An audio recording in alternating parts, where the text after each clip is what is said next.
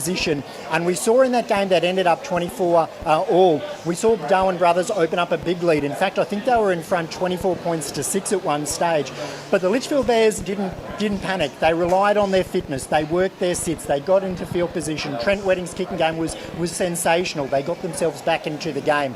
So will they bring that clinical style again tonight? I would imagine so. It's going to be a clash of two different types of football. Which one will reign supreme tonight? It will probably come down to big match moments, big plays. If there's an error and a team can get a repeat set of 6, that's probably where we're going to see the difference between the two games, because they cancel each other out across the field, 1 through to 13. In fact, 1 through to 17, they're just so competitive.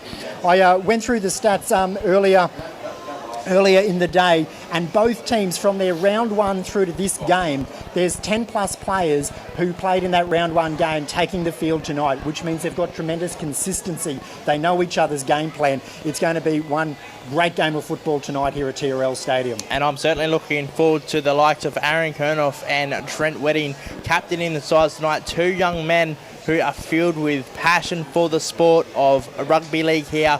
Not only in the top end, but they grew up in the sport of rugby league from a young age, playing in the junior grades, coming up into the senior, and now playing in a very important game tonight, the Dabsco Premiership. I feel like Aaron Kernoff, he's always carried that support of that short kick attack. We saw Trent Wedding adopt that last time they faced off against each other, and it really showed the results as we went to a draw. So the big question I'm asking tonight on the sideline, Cam, will Trent Wedding kick short, or is he going to kick long to go for the Nathan Cleary field goal? Yeah, I think both players have got tremendous repertoire of kicks in their toolkit. A big shout out tonight to Ben Mullins from the Litchfield Bears. He's wearing the number 2 jersey. He plays his 50th game for the Bears tonight. The kicking game will be so critical, but both of those players, they're masters of the kicking game, both the short and the long kicking game. One player who hasn't been named for the Litchfield Bears is Eli Pomeroy. He's picked himself up a number of tries this season. He hasn't been named tonight. We've got Mullins on one wing, Packham on the other wing. We do have the young Harry Heath at fullback, and we've spoken so much about Harry Heath across the season and about how courageous he is at fullback. And I look at the likes of Antonio James, Harry Heath, Cooper Field. We spoke to Cooper Field about his 17-metre run through. I feel it, Cam. It's the fullbacks that we want to watch tonight. It won't be an option. There is absolutely no margin of error to leave your wings open tonight, and absolutely do not leave a gap big enough for a player anywhere near those try lines tonight. Well, if you're the Palmerston Raiders sitting in the stands, and it's a full stand tonight, if you're the Palmerston Raiders watching this game, you hope these two teams absolutely go at it, hammer and tongs, and belt each other, because the Palmerston Raiders will come up against the Nightcliff Dragons in the late game tonight, and the winner of that game will end up playing the loser of this game next week. I actually need to apologise to the Nightcliff Dragons there, because they'll be looking to do a snatch and grab job tonight. They'll be looking to get their best 13 out on the field and see if they can upset the Palmerston Raiders. So those two teams, the Dragons and the Raiders, will be hoping these two teams absolutely go after each other tonight. And coming off the back of Chuck Norris, how could I forget that name? 300th. Chuck Norris coming off the back of the 300 game. The Raiders will be going to tonight's game with fire in the belly, and they are going to be ready to extinguish anything the Dragons breathe on them tonight. Well, they're absolutely the dark horses of this competition, the sleeping giants. They finished in 3rd position, but they are the only team to beat the Litchfield Bears this season. In fact, they've done it twice. And so you can just see the Palmerston Raiders sitting pretty in 3rd. They would expect to progress past the Dragons this evening, and then they're going to have to win their way through the loser of this game tonight to make the grand final. And the winner of this game tonight will go straight through to the grand final. The stage is set for an absolutely huge game here tonight in the major semi-final, TRL Stadium, Dabsco Premiership, Darwin Brothers up against the Litchfield Bears. Axe, I'm going to get myself ready for a big call. Absolutely, Cam, and welcome again, viewers. If you're just joining us, I'm going to head down to the sideline here at Territory Rugby League TRL Stadium. Keep up to date on the socials. Local media services will be live soon with play-by-play commentary.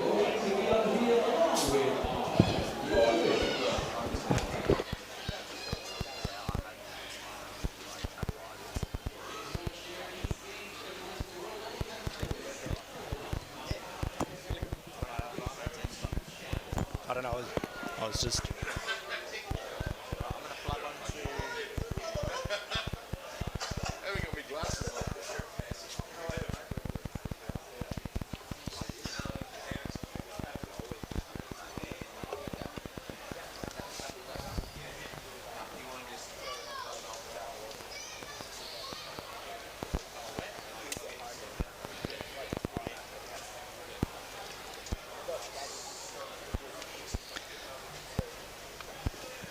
Well, Darwin Brothers are out on the field.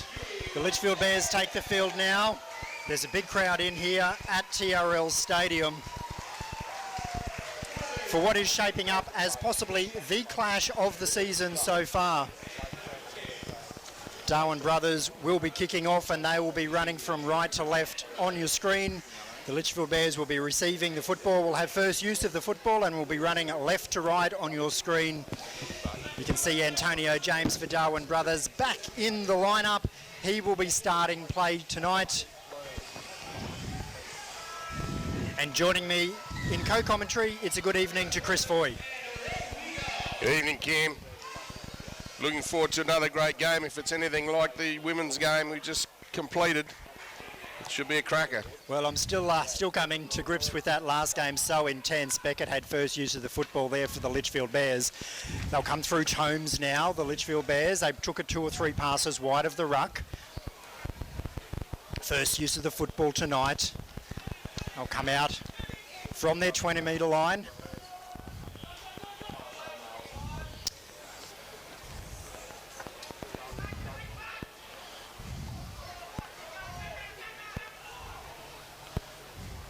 Wedding puts the ball, he'll kick long. The ball does bounce. The crowd was quite animated there, Chris Foy. I didn't see it, my eye was following the ball. The ball has found touch inside the 20. Did you see what happened in back play? Yeah, there was a late challenge. And so we've got the kick, we've got the penalty here to the Litchfield Bears where the ball has bounced. And so the Bears will get first use of the football now inside the red zone. Yeah, Jonas Nicky just taking out the kicker a little bit late. Nothing in it. Mahood. Flanagan's at acting half. They push it right through Drayton. Inside the 10 now, Litchfield Bears. Numbers left and numbers right. They go to the left. Wedding pushes it to Wilmington. Oh, there's going to be an early try here. I believe it's Lockie Jensen. Well, from Flanagan to Wedding, who delivered the short ball. And I believe it's Lockie Jensen in jersey number 12, who's run into a nice gap on the back of a Trent Wedding pass. And the scoreboard shows 4 points to 0 up on the Chemist Warehouse scoreboard. And Chris Foy, we're only 2 minutes in the game. Yeah, sensational line run there by young Jensen.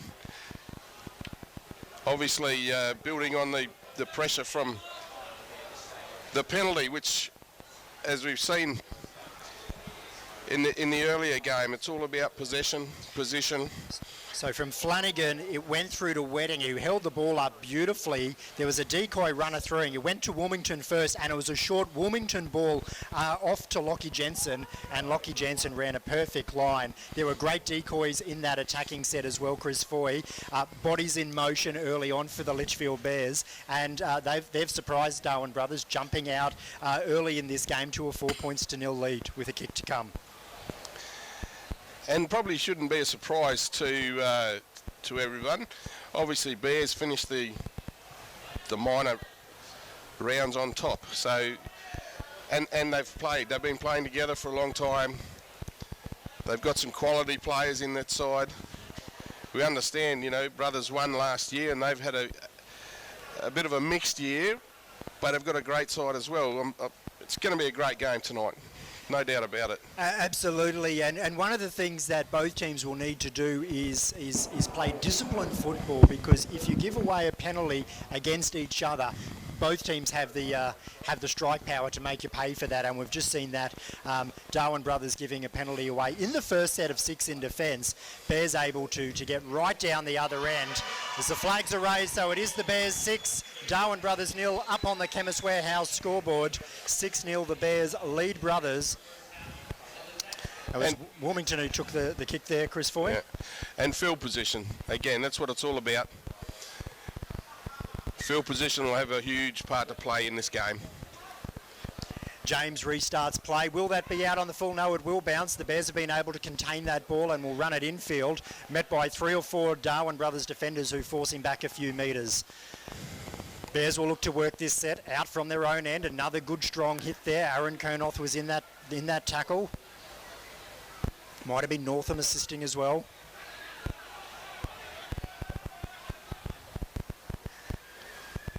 Bears come the Grandside side. Tomes bounces off the hit.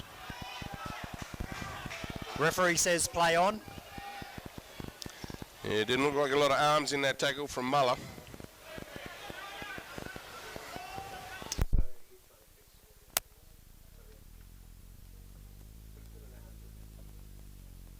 Probably one, it will bounce. It'll go out to the right-hand side and we picked up by Kenneth O'Connor, who gives it back to Antonio James. Be interested to see how he runs tonight. Has he recovered from that knee injury? Yeah, we're looking forward to him running around. He's a great free runner of the ball when he gets into space. Brothers looking to play through the centre of the field. This is Rodemer. Forwards have been missing in this set of 6, and it's, you know, they're still in their early sets of 6 here, Darwin Brothers. You want the forwards to be getting a little bit more involved early on. And here is Cairo Armat.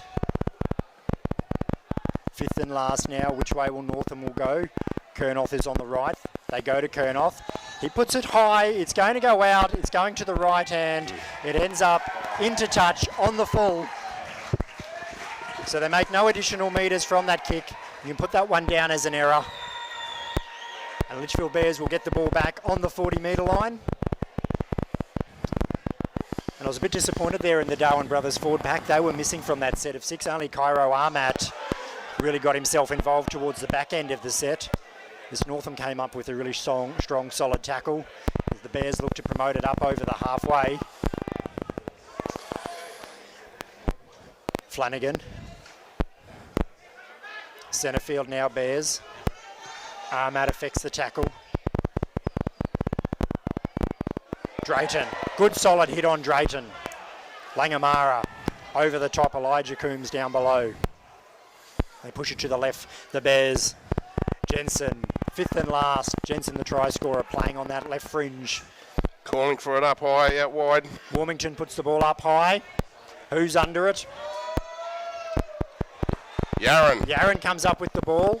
The youngster comes away with it. Riggs was around there. Good communication from the Darwin Brothers outside backs to fuse the football. This is O'Connor. Yet again, we're 2 tackles in. We haven't seen a run from a forward yet. Now this is Riggs. Yet again, another back, Chris Foy. Where are the Darwin Brothers forwards? And they might have been watching the NRL where we see a lot of those big, strong outside backs taking a lot of the early hit-ups, saving their forwards for defence. And Trent Kernoth on the field now. Back to Nicky, who's playing in the back row now, Caleb Nicky. We've seen him in the centres for half of the season. We've seen him in the back row for half the season, and tonight he's playing in the back row in jersey 11. Aaron puts the ball deep, straight down the throat of Ben Mullins, playing his 50th game. Good kick, good chase by Aaron Kernoth, wraps up Ben Mullins on the 20-metre line. Nice take from Mullins. Safe.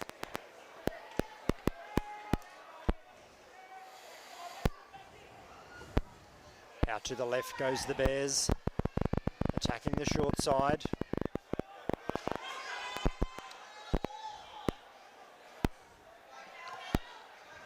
Through double now on the field in 16, up to the 40. Wedding kicks before the 40, aims it across, aiming for a 40-20. James gets across and cleans up the ball. I don't think he ran as freely as we normally see him, but he seems to be moving okay. A lot of strapping on that knee. But that will be a good test for Antonio James, the first chance he's had to stretch out this evening. Yeah, very heavily strapped, that right knee. It's Yaron put down there by Jacobson. Another one of those great Litchfield Bears back rowers, just so fit. Such a high work ethic from that back row. Jacobson, Jensen and Beckett. Nicky onto Tobin, who's onto the field now. Yeah, Jacobson is moving into a well-established role there. He's in his younger days, centre and a 5'8", but... Well, James has just kicked very long. And I think he's kicked a 40-20 there. No, Chris? short. Short? But a very good attempt. And did you see what foot that came off? Let's have a look at the replay there. Did it come off the left or come off the right? Because if he can kick with both feet, Antonio James, but that would have tested his knee if it has come off the right. Let's see. in the replay. He's kicked it off the right, off that heavily strapped knee. He's kicked it long, it's kicked it low. It's found the touchline. Wasn't quite the 40-20, but that could be something that Darwin Brothers look to do. Go to James for the kick rather than Kurnoth and aim for the 40-20. Certainly gives them more options, doesn't it? Absolutely, as the Also, Bears... Yaron out here on the left, and Leon Rodham are out wide on the right. Bears the short side. That's been touched by a Darwin Brothers player. Referee does rule the penalty. Was that marker going early? Not square. Not square.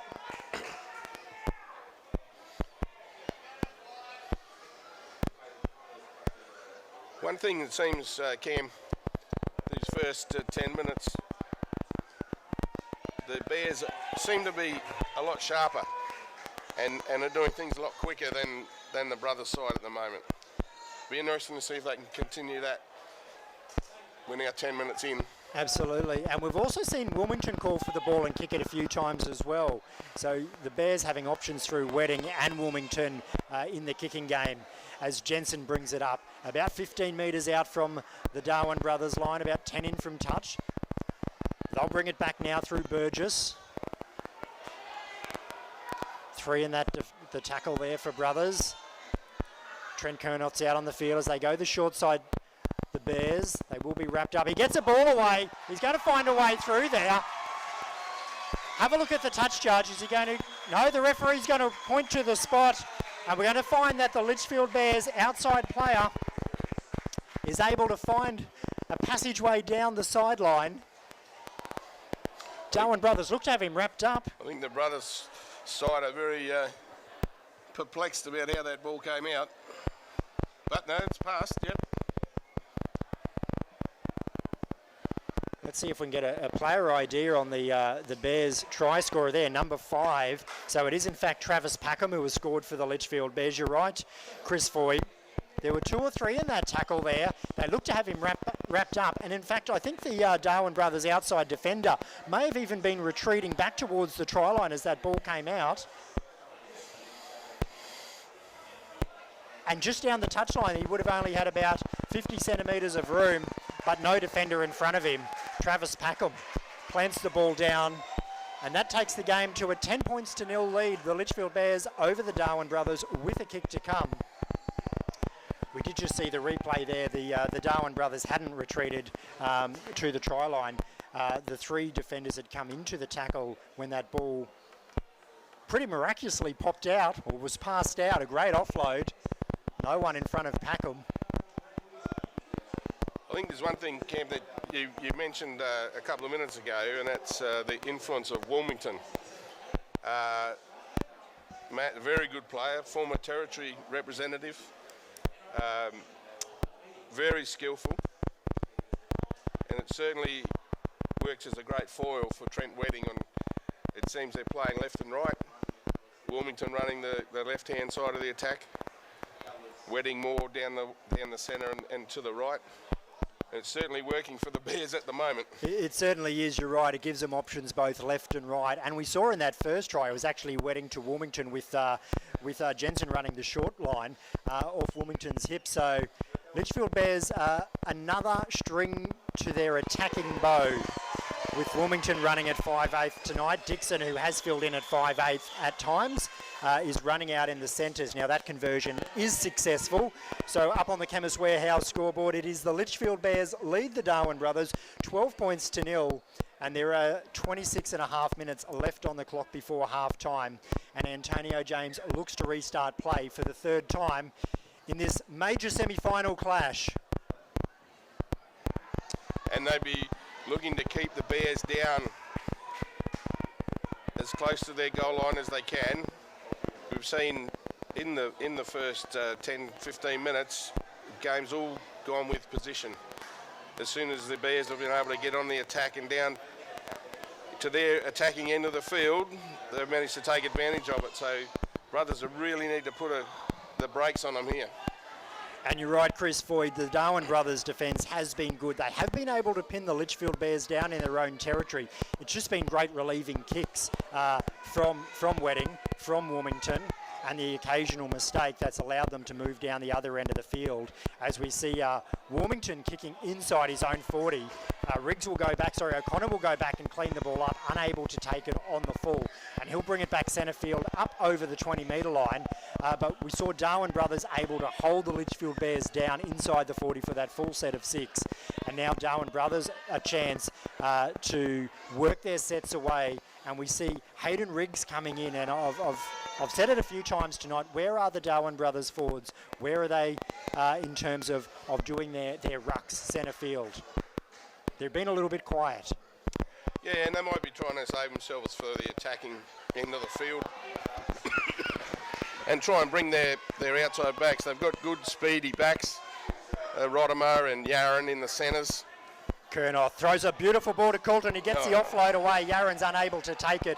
Caleb Nicky will clean it up. The ball has gone back. Referee has eventually Finally got one. Blown the play there, and will give the loose head and the feed to the Litchfield Bears. So, Chris Foy, you think this is actually a deliberate play from Darwin Brothers to save some energy in the tank of the forwards and invite their outside backs to come in and do the work early on, and then play a petrol game against the Litchfield Bears? Look, I think it might be, and we see that more and more when you watch the NRL. You know, the amount of work, you see the To'os and the Edwards and those sort of players who make, 25, 30 runs in a game and really take a lot of pressure off their big forwards. And it is warm tonight, it is humid, so the more they can assist their forwards to be able to get through the game and to be able to make an impression when they're in attack, the better for both sides, really. Well, it doesn't seem to be working for them at this stage, because they're down 12 points to nil up on the Chemist Warehouse scoreboard as Beckett, he brings it into the red zone, the 40-metre line, past the 40-metre line. And then a penalty has been awarded to the Litchfield Bears, so here's a chance for them to go into the red zone.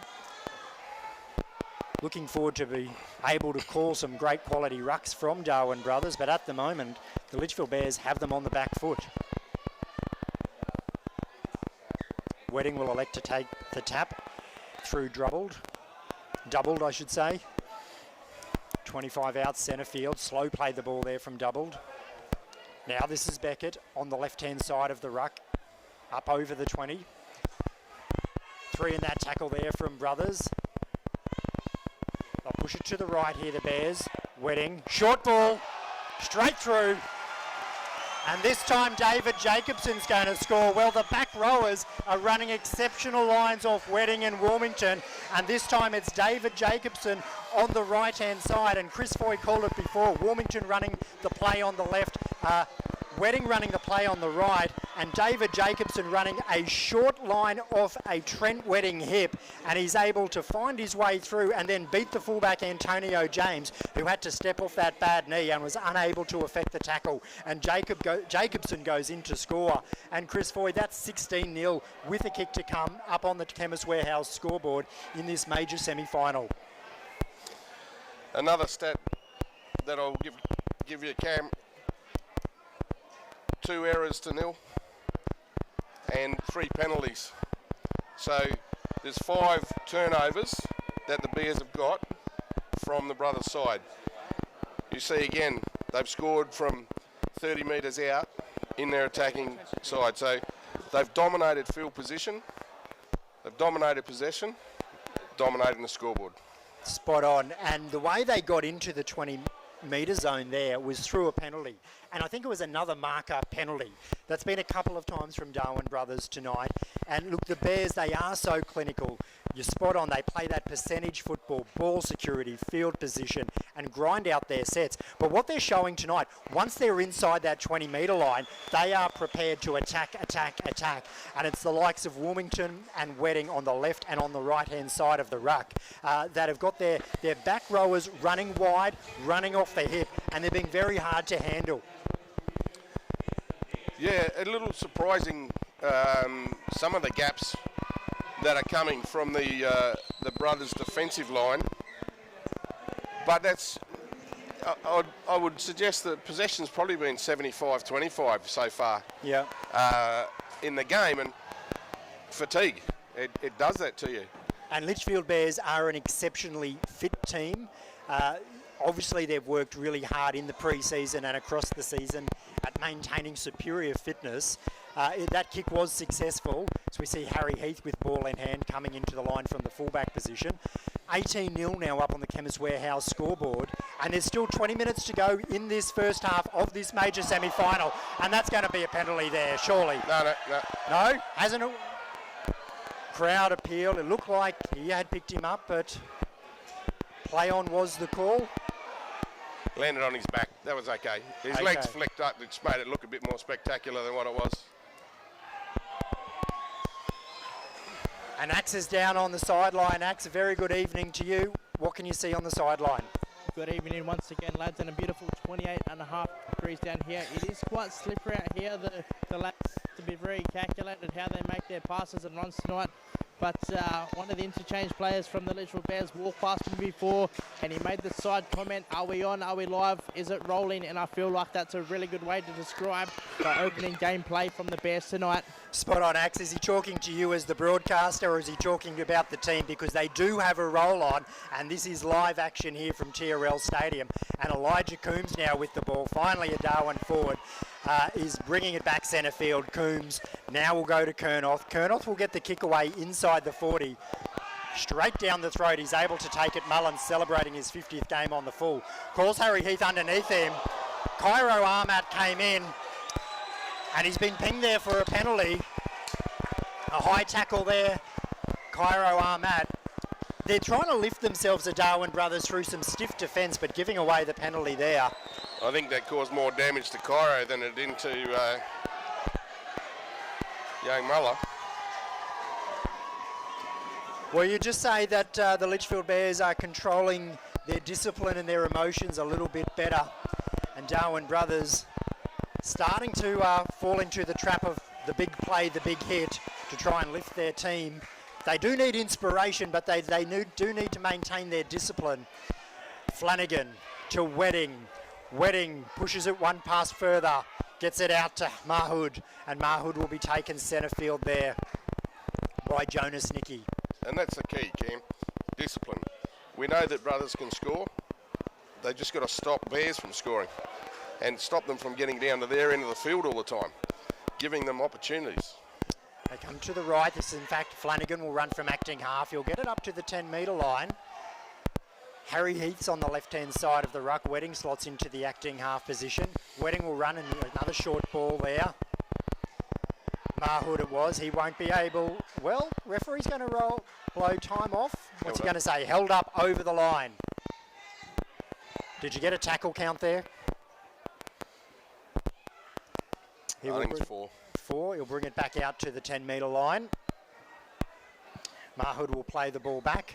It is the 5th and last now. They'll go to the left through Wedding.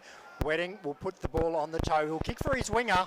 He takes the ball on the full. He gets the ball back on the inside. The ball is still alive. And that player, yet again, Lockie Jensen, he finds a way over. Well, the kick was spot on. The wing three-quarter in Packham, he was able to take the catch and had the awareness to get the ball back in field because he was going to get bundled into touch. And then they were able to get one more pass away, and Lockie Jensen is able to score his second try of the evening. We see here there, Dixon it was, he got the ball onto Jensen. Great work from Packham, the winger. Great short kick from Wedding as well. Great take. 22 points to 0 with a kick to come up on the Chemist Warehouse scoreboard. And yet again, the Bears working the set inside the 20 and then attacking. A little bit of a question mark over that pass, possibly from Dixon to Jensen, but referee said play on. Pass was good. They let Johnson score on Thursday night. I think we'll let that one go. Not that I'm bitter or anything. But again, Cam, possession, position, points. It's a pretty simple game. It's a mantra, isn't it? Pretty simple game. 22 points to 0 with a kick to come. I can't believe this is the score with 16 minutes left on the Chemist Warehouse scoreboard. I thought we'd be going into half-time with the game locked. I thought we'd be going into full time with the game locked. I thought this could be a game where we could actually see golden point extra time. And that seems far from the case at the moment. Although the last time these two teams met, Darwin Brothers got out to a big lead and the Bears were able to reel it in. Now this will be Brothers' turn to try and reel this one in. Flags are up, the kick is good, 24-0. Wilmington is on fire with his kicks. Axel Deathmore on the sidelines, over to you. Yeah, thanks, Cam. One thing I noticed before, I'll quickly cover this points off before they kick off, is the sideline here. I feel that the Darwin Brothers, they're leaving it way too open. They've got that room there, that gap there. You can't afford to do that this far into the season. Going into the finals, it's just not an option. We saw the big axe. He got himself on the field there. I think he's keen to strap on a jersey and. Yeah, I don't know if those boots will give you much traction though. But again, Coulton will restart play this time. Chris Foy. Bears, very clinical. You know, just discipline. It's a credit to them and their coach. Heath takes it on the full and gets the offload. The Bears will bring it back and they'll get it up to 19 metres out from their own try line. A good quick play the ball as well. They'll look to get a roll on here, Bears. That's 2 and they're just shy of the 30. This set they're making more metres. Third use of the football. Wedding now caught with the ball. Everyone in the Bears team are keen. Oh, they're going to kick early. Wilmington kicks the ball early. He kicks it high, straight down Antonio James's throat, takes it cleanly. And James just stutters around there, eventually takes the tackle there. Still not sure if he's running freely. O'Connor, the winger, comes in.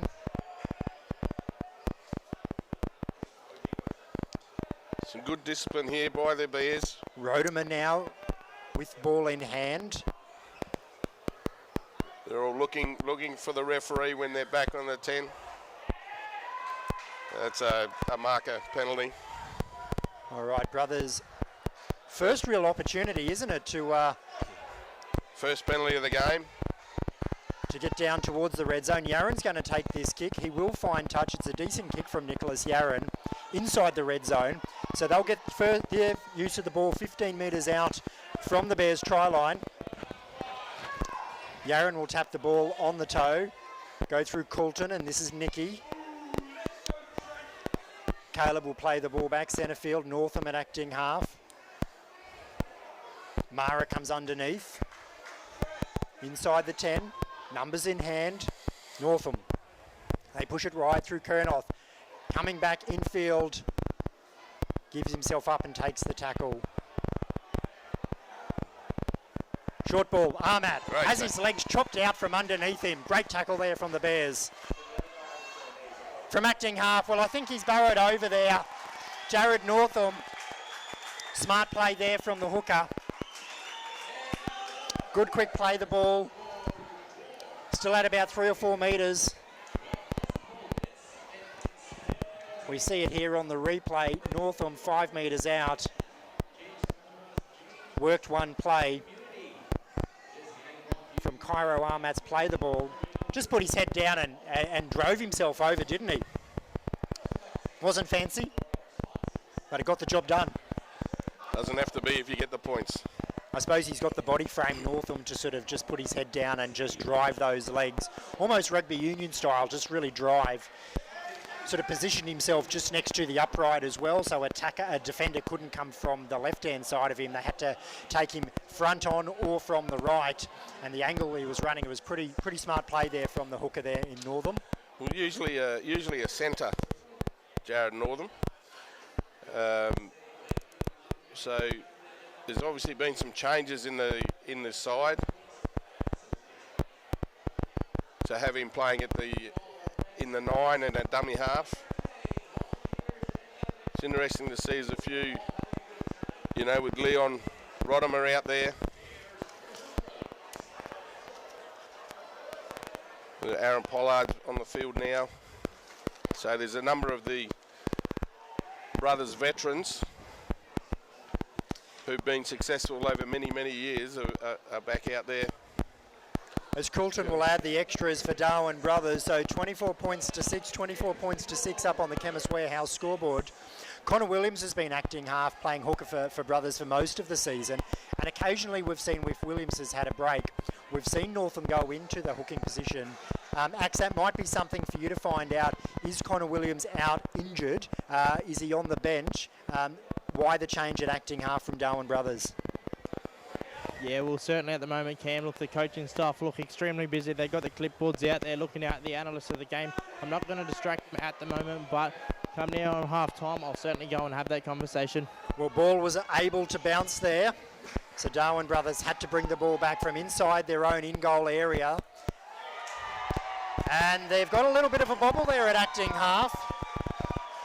So with 10 minutes left on the clock before half-time, an error after scoring a try, Chris Foy, from Darwin Brothers, and it will allow the Litchfield Bears to go right back on the attack. After scoring a try, you just need to get that set away, don't you, and get a good long kick. Well, they put themselves under pressure. We're not taking the ball on the full. As soon as they let it bounce, you give away 20 metres. You know, they got back out to the 10 where he's dropped it, but they should have been over the 20 from that. They're just not giving themselves much of an opportunity. They're really inviting the Bears to have the field position and possession. Time's been blown off. Got a Bears player down. Yeah, a bit of a solid tackle there, but nothing untoward. But yeah, Brothers are going to change their attitude a little bit, I think. They're really, they've sort of been ambushed, I think was the way to put it. You know, they weren't expecting the Bears to come out so strong So right from the start. And, you know, from the first 2 minutes, the first try was in 2 minutes, and they just kept at it. Well, Darwin Brothers have got an exceptional forward pack. The work of Coombs, the work of Armat, the work of Kernoth, the work of Tobin. That's what we've seen in so many Darwin Brothers games. Natapu, when he comes onto the field, I don't think he's named tonight. Langamara coming on. So they've got this great forward pack that they've really been able to get a roll on and really tax the opposition defence and open up some gaps in the centre of the field, or at least draw defenders in. And they haven't gone through that game plan tonight. I think it's noticeable how missing those forwards have been in the first half. We've raved about the Darwin Brothers forwards all season long. I don't know if it's game plan or I don't know if they're just not on their game tonight. But it has been a big difference in tonight's performances. And this could be a real issue. It's Matt Wilmington who's coming off. That left knee looks to be not very good. No, does it look a bit wobbly there? He needs two trainers to assist him off. Seems to be walking okay on the right leg. It seems to be that left leg. Seems to be protecting it the way he's walking off the field. He has missed a few games this season. Trying to make it off without assistance. And we've spoken already how dangerous Wedding and Wilmington have been. You'd probably move Dixon into the 5/8 position here. He's played 5/8 at some stages this season for the Bears, but Wedding and Wilmington, whether they're combining on the same side or whether they're splitting and one takes the left and one takes the right, they've been just so dangerous in attack, giving their back rowers options. As play gets back underway through Drayton. Flanagan from acting half. Push it through Burgess. Takes the settler there. About 3 metres out from the Brothers line. Go to the left. Short ball. No, he dummies. Drayton takes the tackle.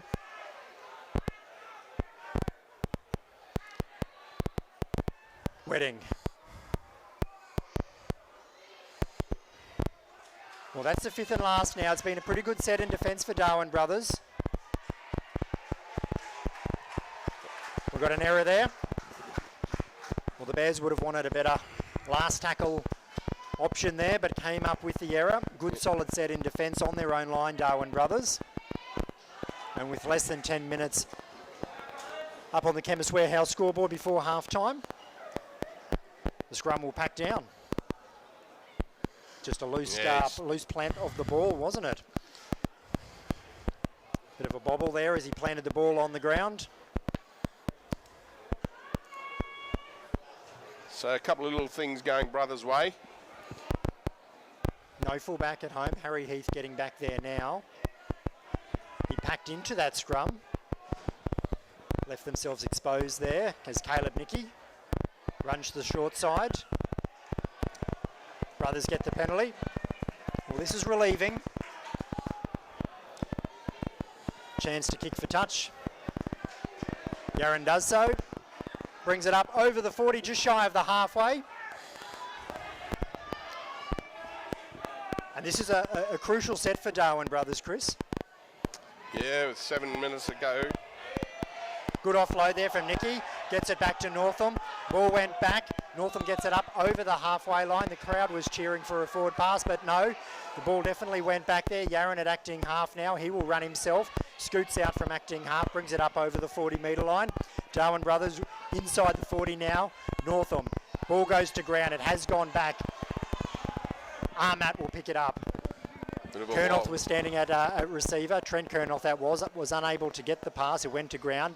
Now Trent uses inside. This will be Jonas Nicky. Breaks through the line, Jonas Nicky. Well, here's some exciting play. He goes himself. He's beaten Harry Heath and Jonas Nicky. He dives over for a try. Well, Jonas Nicky, he did all the work himself there. We saw Darwin Brothers get inside the 40. Trent Kernoth got the ball in hand, but it was the work of Jonas Nicky. Beating one, beating two, came to the fullback, Harry Heath. Beat Harry Heath at fullback. Here we see in the replay, Jonas Nicky threw the dummy on the inside to absolutely no one, went himself and dives over. It's 24 points to 10 with a kick to come. Took a while for the referee to award that try. Did I miss something in back play there, Chris Foy? A little bit of push and shove. I was actually watching as Jonas Nicky was running in. You'll see about here where he fakes inside. Oh, sorry, he's already gone past there, but scores well there. Yeah, nothing in that, but a little bit worried about the number 9 for Brothers. He was backing up on the inside and pulled up a bit lame, and he's limping a bit there as he goes back over the halfway line, so we'll have to keep an eye on him as well. Well, we saw Jonas Nicky, he came to that first defensive line, and that's very un-Litchfield defence to be to let a player through the line like that. But once he was through the line, he got a bit of momentum going, and he was coming to the fullback in Harry Heath, and he turned and he dummied on the inside to no one. And the Litchfield defenders fell for it. He was able to beat Harry Heath, big man on small man, very difficult to take. And then he had enough pace to dive over the try line. He had Northam on the inside. That's who he was dummying to. But It would have been back a fair way, but he's at that the play you said that pulled up a bit short. Yes, certainly a different speed at that stage as well. You're a big fella. Both the Nicky brothers, they've got an exceptional turn of speed from a standing start. Coulton comes in, strikes the ball well, but he's going to push it to the right of the uprights. The score will remain 10 points to 6, 10 points to 6, less than 5 minutes up on the Chemist Warehouse scoreboard. Yeah, I wouldn't be too worried about Jonas and Caleb over 100 metres, but over 20 or 30, they are just electric, and they've got, once they get going, they've got a bit of size, so there's plenty of momentum to stop. Well, the margin's now into 14 points, which is positive signs for Darwin Brothers, and this is Tobin who will restart play here for Darwin Brothers with a solid run. Who'll follow it up? Trent Kernoth will call for the ball. Short ball to Nicky. Caught the ball flat-footed there. This is Jonas. Fake to Trent on the inside. Yeah, Bears just need to switch on for these last few minutes. Now Trent will take the ruck up over the 30. Well, this is better stuff from the Brothers forwards. We're getting forwards involved in this play right from the get-go. His Brothers appeal for a penalty. Referee says no, get up and play the football. And Aaron will get the kick away. He's hit. The ball will bounce. Heath and Mullins look to each other and they allow the ball to bounce. I was trying to keep an eye on what was going on in back play and would the penalty be blown. But the referee says no, play on. Heath at acting half. Oh! Well, that's interesting. Darwin Brothers have run into a Litchfield Bears attacking player without the football. And the penalty goes to the Litchfield Bears. Yeah, pretty basic penalty then. Darwin Brothers were definitely looking for the big play, come up and make the big tackle. There were Litchfield players in the line. Yeah, Trent Kernoth was really trying to put on a big hit there, and they didn't probably make enough effort there to get out the... not at all. No. Not at all. It's a penalty every day of the week. You just can't take out a play without the ball. Mahood now. Less than 5 on the clock. Flanagan. Short ball there to Drayton. He's met by Jonas Nicky, jersey number 13. Just need to settle down, both sides. Bears go back to what they've been playing all half, and Brothers have just got to settle their defence, knock over the ball. Here we go, short ball. Gets a pass away. He gets another ball out the back. It's going to go forward there. Well, it was the back row of the Litchfield Bears yet again finding some space. They pushed the ball probably one too many times, the Litchfield Bears. They're certainly finding a little bit of space on that outside channel of the centre on both sides of the field. Jacobson, Jensen, just running those corridors. Yeah, they both had pretty good first halves. Two back rowers.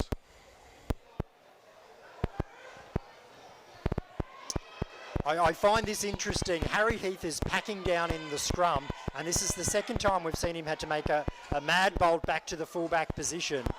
Why not just let him stand at fullback and put someone else in the scrum? We've seen Brothers earlier in the season go from Kernoth, a kick through, and James runs through. I think you're playing with fire when you don't have a fullback at home, when you're playing the Darwin Brothers. I understand why they're doing it, but I think you're right, Cam. If I was the Bears coach, especially in defence, I'd have the fullback well back.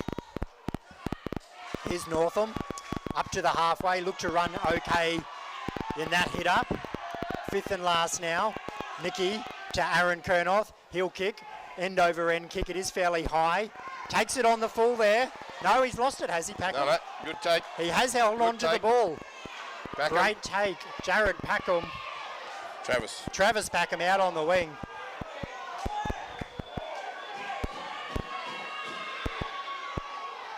Northam, good solid defence, assisted by Caleb Nicky and Trent Kernoth. Big strong defence, getting the Brothers crowd into the contest. 30 seconds left on the clock now.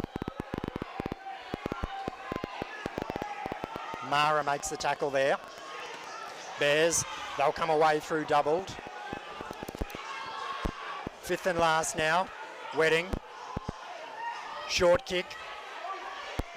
Taken by Riggs. Good kick chase there through from Trent Wedding there. You can hear the crowd. They're right in this game. 14-point the margin, 24 points to 10. As the halftime siren blows in the background in this major semi-final clash. Of course, the winner goes straight through to the grand final to be played Saturday, 6th of September. The loser, they are not knocked out. They go through to next week for the prelim, and they will play the winner of tonight's second semi-final, the minor semi-final, between the the Nightcliff Dragons and the Palmerston Raiders. As Axel makes his way out onto the sideline, looks to pick us up an interview at the halftime break. Ax, did you find out from Matt Warmington what's going on there? I can see him walking out onto the field now. He's hobbling a bit, but he seems to be moving okay. See if you can find out if Warmington will make an appearance in the second half as well, Ax. Yeah, look, he is set to make an appearance. Looks like he's got some strapping on his left quad there, and he's not moving as freely as I'm sure he would like. Dangerous on the left-hand side of the field tonight, the Litchfield Bears, on the back of Wilmington standing at first receiver and just been able to thread some balls to his wide-running back rowers there. I think the way they've started and the way they did start the game with Wedding running the right-hand side, Wilmington running the left. It really wasn't something, it seemed, that the brothers were prepared for. And the great strong running of the back rowers has certainly made an impact. And with the electric start, I suppose you could call it, for the Bears, they had 2 tries within 10 minutes. I It suppose really got them going. what caught me by surprise is that the Bears just grind out their sets, and so they apply consistent pressure, and then they get points. But they got some opportunities inside the 20 early, and they exploited Brothers there. Now, Darwin Brothers have been able to reel the margin back in. It is a 14-point margin, so certainly not panic stations for Darwin Brothers. If they were 24 points to nil at halftime, well, then they'd be a little bit worried. But 14 points is gettable in the second half. And I suppose if Darwin Brothers were playing at their absolute capacity and they were 14 points behind, that'd be one thing. But I think Darwin Brothers have room to move, room to lift. And I think they can do that, but they need their forwards.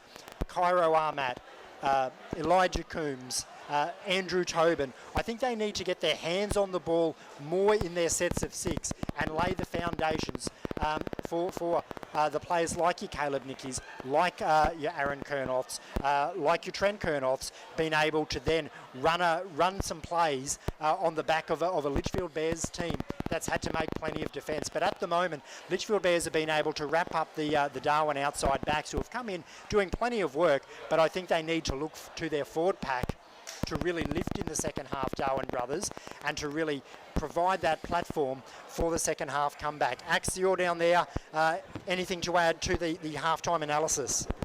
Yeah, look, I just want to jump in there. Thanks, Cam and Chris. Look, with all respect to both captains to not be available for media at halftime.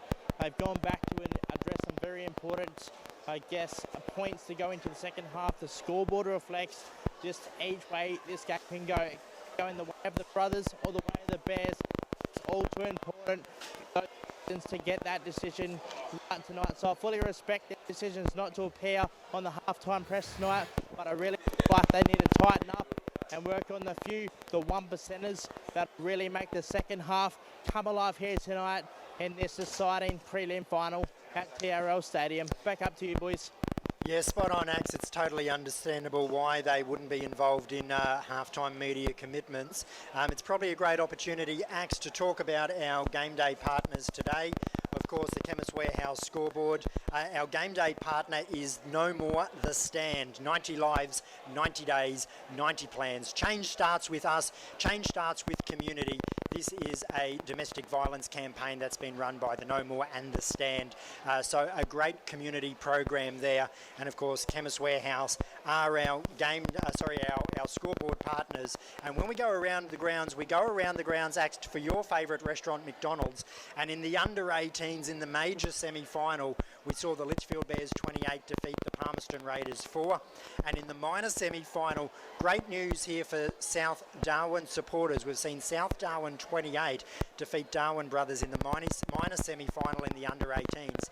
That means the South Darwin Rabbitohs will go on to next week, and they will be playing the Palmerston Raiders, and the winner out of that game between the Raiders and the Bunnies will meet the Bears in the under 18s grand final.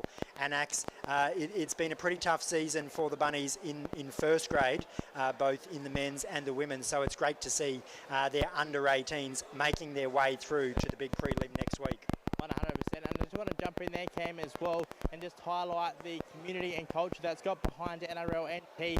You can see to my right, you've got the Litchfield Bears supporters, you've got the brother supporters to my left, you've got Sharkies still sticking around, you've got the Raiders, you can see the back of TRL Stadium, and how beautiful is that sunset. That's probably a highlight of working on the sideline here on the evening clash, is just the sunset. And I'll be back to you in just a moment, boys.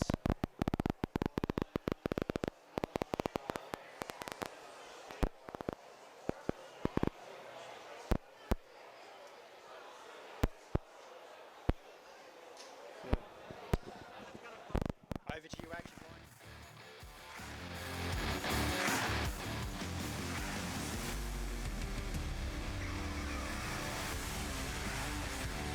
TRL Stadium. But oh boy, am I looking forward to the lineup on our next game. How do you see it? Yeah, it should be a good game. We're pretty well prepared. We've beaten Dragons 3 times this season, but it's a different ball game when you come to finals footy.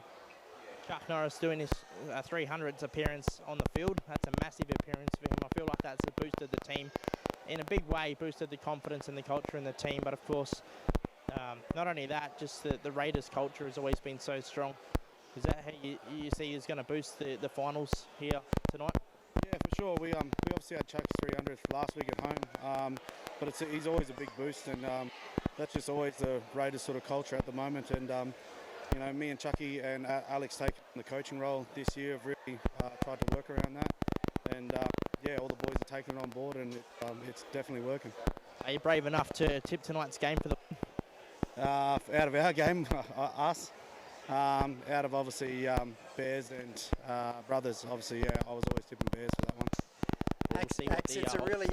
It's a really brutal game in defence tonight, the Bears versus Brothers. I imagine the Palmerston Raiders are enjoying both teams going after each other. Of course, they do have to get past the Nightcliff Dragons. Now, the big three that we've spoken about all season, the Bears, Brothers and the Raiders. The Raiders, they finished in third, but they are the only team that have beaten the Litchfield Bears all season. And they did that once again last weekend out there at Raiders Park. So that's got to give them tremendous confidence if they can get past the Dragons tonight. Now, the Dragons, they have yet to beat one of the big three teams all season. However, they've got quality players in Shirley, Butcher, Westrup, the Motlop brothers. There's plenty of quality out there for the Nightcliff Dragons. So it's good to hear the Palmerston Raiders talk about being prepared for tonight's game and not taking anything for granted, because they wouldn't want to book their ticket to the prelim too early, because they've got to get past the Nightcliff Dragons tonight. And in finals football, it's the team that turns up on the night, and it's anyone's game. Absolutely right with that, analyst Cam, and I'm really looking forward. We've heard the first siren go here at TRL Stadium. I'm really looking forward to seeing what the second half brings here as this sunsets in the top end. But what I want to highlight is you can just see the fans starting to pack in for a phenomenal second half. And then, of course, the big clash here tonight. Back up to you, boys. I'm going to go grab some light refreshments from the canteen and our game day partners. Axe, just before you go visit the canteen, how loud is it on the sideline? This is a big crowd here tonight, and they've been very vocal, what we can hear up here on the balcony. How loud is it out there on the ground? Yeah, to put it into perspective, boys, normally I'll just run the one earpiece in on a normal fixture in the Dabsco Apprenticeship. Tonight, I've had to run the second earpiece in and then turn the volume right up. I'll leave you with that, boys. Well done, Axe. You've earned yourself a hot dog for that halftime report. We think your headset's making a popping noise over the live stream. I think it's your headset, so you might be tracking on this. Okay. This one. Yep. It's plugged in. Take that if you want. Okay.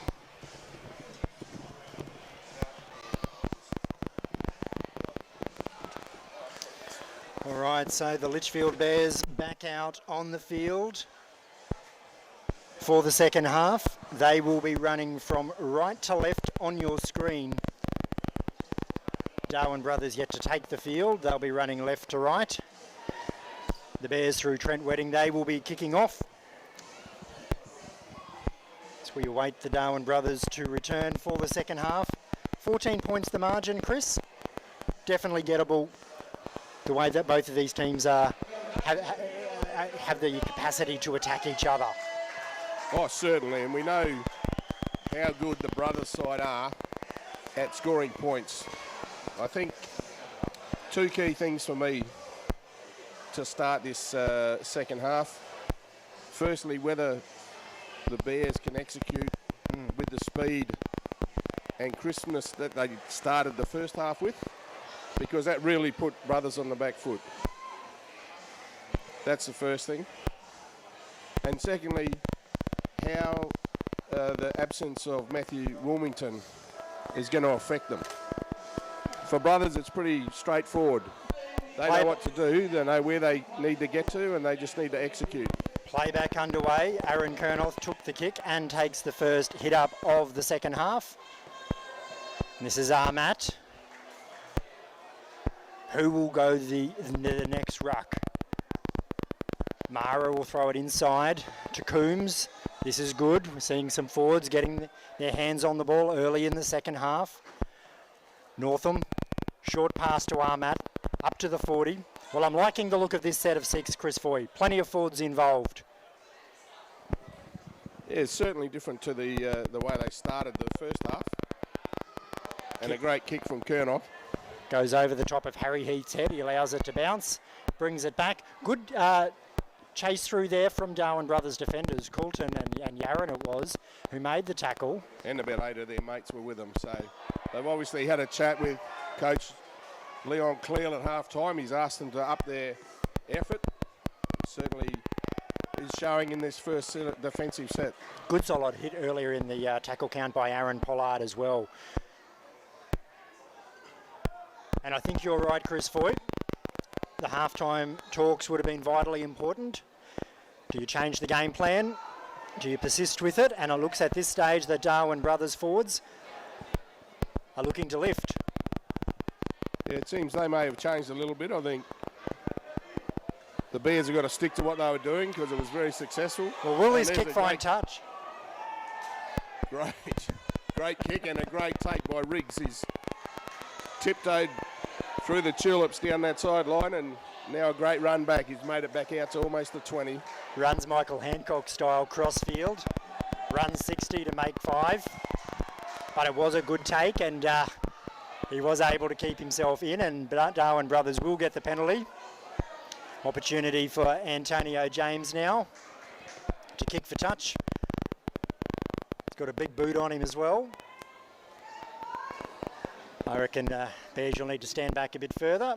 Here we go. You can almost kick it up to the balcony. Thanks, Antonio. Nothing like being part of the game, gang.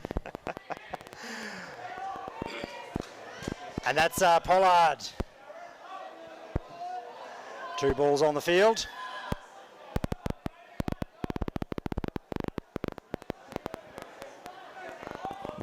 He certainly does have a big boot on him. Brothers up on the halfway. Pollard will play the ball back. Rodemer onto Armat. Armat. Looks like Mara's going to shape up for this next ruck. Will be Mara. He'll bring Coombs back underneath him. Once again, a lot more involvement from the Darwin Brothers forwards. Positive stuff here.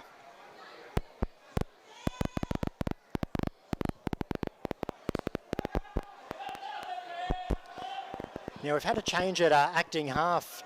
We've got Wilson Perkins for Darwin Brothers at acting half. Chris, as Harry Heath unable to take that ball on the full, bounces back into the arms of Nicholas Yaron. Bears eventually wrapped him up. But Chris Foy, you were saying in the first half that you thought that that Northam was running a little bit sore towards the back end there, and we are seeing Colin Wilson Perkins playing at acting half for Darwin Brothers. There's Kernoth with the ball. 10 metres out. They push to the left through Coombs. They're close to the line now. Yeah, some good strong running here by the Brothers side. Matt out to Kernoth. Kernoth onto Pollard. Pollard puts a deep ball to James. James possibly a little bit too deep. He straightens up, gets it to 5 metres out from the line. I think that's the 4th tackle there. Probably one more up their sleeve. They bring it back through Kernoth. Kernoth gets it out now to Mara. Mara tackled centre field. 5th and last now, 5 metres out from the Bears line. Brothers, which way will they go? They push it to the left. This is Coulton. Coulton will put a kick through back centre field. It will bounce. It will be a good bounce for Darwin Brothers, and they'll come up with it. Well, I think it was that man we were just talking about, Colin Wilson Perkins. They pushed it to the left, Darwin Brothers. Dallas Coulton kicked the ball through, and it was a real awkward bounce there for the Litchfield Bears. It bounced straight back, and I think it came into the hands of that man, jersey number 14, Wilson Perkins. The problem here is that all the Bears players stood still. There's no one following back. Heath is going back, but then there's 3 Brothers players before there's another Bears player. You've got to chase the kick in attack and defence. You've got to kill the ball. If you're the defender, you've got to get it out, make it dead somehow, they didn't. It bounced back away from Heath, and Brothers took full advantage of it. Well, let's See it talk again. about. See that kick through there from Coulton? He was a good chase through. Bounce was very ordinary for Harry Heath, but it was perfect. But as we Perfect always for say, Brothers. the chase makes the kick. Absolutely. Chase makes the kick, and that's Brothers were keen to chase it. The Bears players were. And it wasn't just Coulton's chase, it was Wilson Perkins coming through chasing as well. And you look, if there's a kick through, the ball hits the ground and it bounces and you're chasing through, options are going to appear sometimes, and that's exactly what happened to Darwin Brothers. Let's talk about the start of the second half for Darwin Brothers. They've had a penalty there. James was able to kick for touch. He almost kicked into the balcony. We've seen the forwards from Darwin Brothers being involved in every set of 6 right from the get-go. Their front rowers, we've seen Armat, we've seen Coombs, we've seen Mara, we've seen Pollard. They're getting themselves involved. And then we've seen Darwin Brothers with a great kick through. They've lifted, and this is more like the Darwin Brothers of old. Built on the back of some great forward play, it creates options. Well, Just want to jump in there, if I can quickly, boys. Just looking at the number 6 Bear was out doing a few warm-up runs, and the word is he may be returning to the field. He's got the physios well into him, into Matthew's left leg. He may be coming back very shortly. Thanks, Axe. That's great news for the Litchfield Bears if Matthew Wilmington can retake the field tonight. That kick was successful, so up on the Chemist Warehouse scoreboard, it is the Litchfield Bears 24 now lead the Darwin Brothers 16, and so now we have an 8-point ball game as play gets back underway. Kernoth takes it on the full. He's got Armat just on his hip, and Armat does the first ruck. Great to see that Kernoth didn't have to take the first ruck himself. James will get it out to Coombs now. Coombs will take the second ruck of the night. They're up over their 20. In fact, they'll be 22 metres out by the time Elijah Coombs is pulled down. The try scorer, Wilson Perkins, in his acting half. They'll bring it back to Caleb Nicky. Short ball on to Mara. Mara takes the third. Good stuff here from Darwin Brothers. They've certainly upped their intensity and their effort in the start of this second half, and that's what Coach Cleal would have been looking for.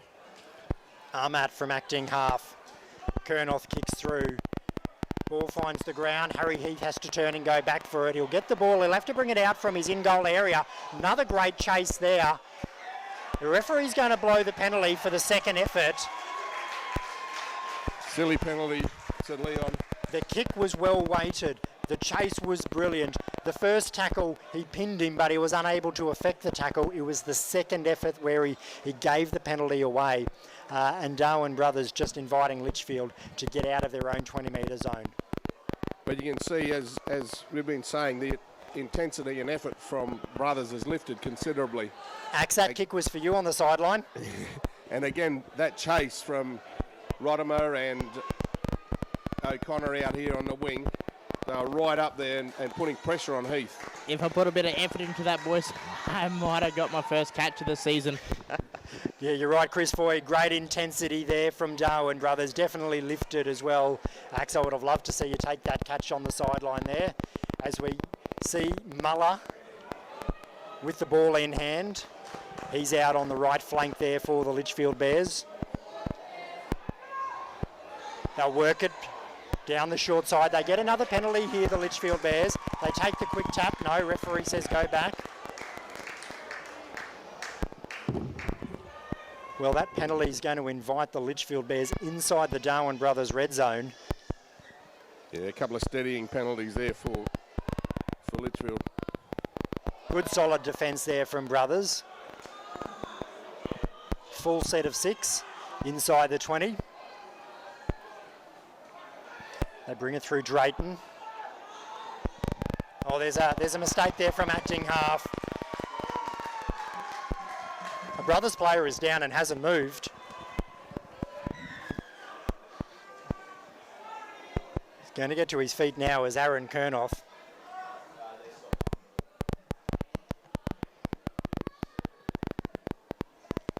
You just see down on the sideline, Brothers are ready. They're going to do a mass interchange by the look of it. 4 players, all forwards.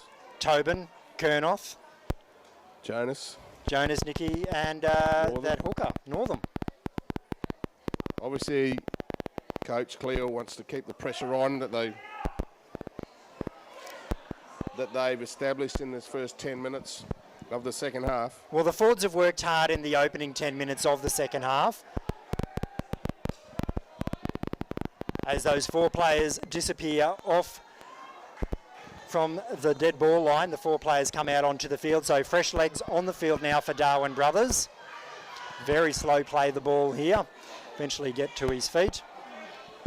Caleb, the short side, ball in hand, up over the 30. Let's see what these fresh legs players can do. This is Trent. They don't want to lose that impact with those 4 players coming off the field. Aaron will kick. He will find a gap in between the winger and the fullback. And Packham brings the ball back. He's met on the 20-metre line by Pollard. Yeah, a 40-20 attempt there by Trent Kernoth. It just didn't have the legs on it. Had a good angle on it, but just didn't have the legs. We'll see a little bit of a push and shove here. The referees don't tie it off. He's going to call out the captains and have a chat to them. Axe, what have you got for us on the sideline? Just on a sideline note, Luke Mahood from the interchange goes on in jersey number 15, and a well-earned break for James Beckett, the lock in jersey 13. He's looking comfortable. He doesn't look too sore. He's walking quite comfortably. He goes up. He's addressing the coaches at the moment, but it looks like the interchange has affected. But it looks like he does have some things to address with the coaches. So it'll be interesting to see what comes out of that. I think that's his first break for the game too, Beckett. Such a fit back row. Beckett, Jacobson, Jensen get through a ton of work every time we see the Bears play. Here we go. I think that's Mullins who's taken the ball. Muller. Muller in 4. We've got Mullen celebrating his 50th in 2 out on the wing. They're next to each other. It's the far side of the field as well. And those black numbers of the Litchfield Bears on their jersey can be difficult to spot out on the far side of the field as Flanagan takes a run from acting half. Drayton will fill in at acting half there. Wedding will bring a player underneath him. Second phase play here for the Bears.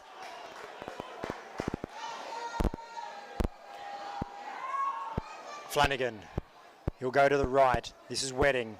Puts a kick through, gets around the side of Caleb Nicky. Brothers will come up with the ball and they'll bring it back. I think it's Nicholas Yarran who's got the football there.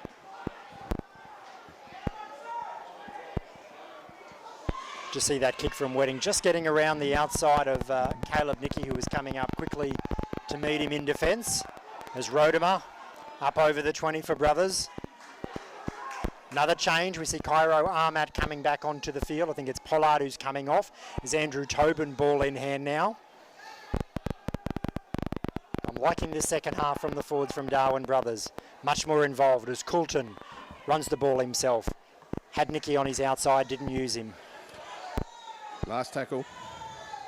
Aaron runs the ball, short, kick through, kicks for himself. He's going to regain it. He's going to put a second kick through, coming down the wing. Aaron's going to regain the ball. Can he hold on to it? Coulton comes up with it. The ball's still alive, and Coulton's going to dive over to score a try. No try. No try. Referee has ruled a forward pass. It's come forward off Aaron. Unfortunate, but it's come forward off Aaron.